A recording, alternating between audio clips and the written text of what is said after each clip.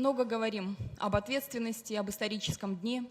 Я хочу сказать, мы проживаем очень тяжелый исторический процесс сейчас. Мы пытаемся построить парламентскую демократию, не избавившись от авторитарно-президентского мышления. Да, это болезненный процесс. Да, страна проходит его тяжело. Но когда мы задаем вопрос, а есть ли политическая ответственность экс-президента Атамбаева за то, что сегодня происходит? Мое мнение, что да. Прозвучали слова «полицейское государство», до меня говорили коллеги, зависимая судебная система, правоохранительные органы, подорванный авторитет парламента и правительства. Но как мы к этому пришли, уважаемые коллеги? Потому что попытки прихватить больше полномочий, попытки все же провести определенные механизмы по узурпации власти, они были. И я думаю, что если у кого есть моральное право говорить о том, что об этом говорили в глаза в парламенте, то это Атамекен. И все прекрасно помним и по поводу ледников, и по поводу проведения конституционной реформы. Выступал Текебаев, выступали члены партии Атамекен.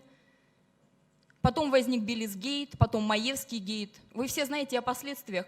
Кто может сомневаться на сегодняшний день о том, что есть основания для того, чтобы сказать о политических гонениях и репрессиях? Но сегодня мы даем историческую оценку, и нужно задать вопрос, мы можем двигаться дальше, в будущее, не дав политическую, историческую и правовую оценку событиям, в которых мы живем. 2 президента сбежали из страны, не понесли ответственность.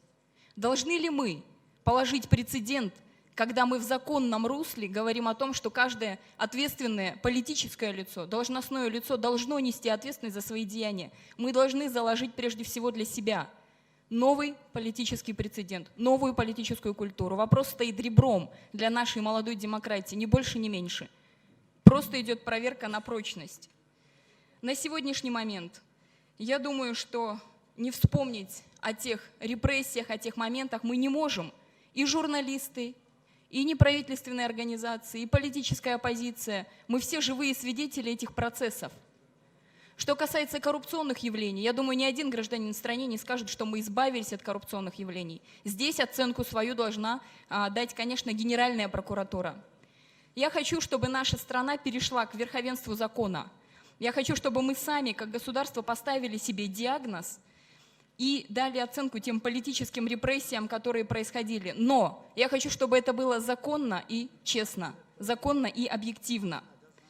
Это, безусловно, сегодня требование. Это не должно проходить, как в отношении Текебаева, Чотонова, Соляновой. Мы против подобных подходов были и остаемся на этой позиции.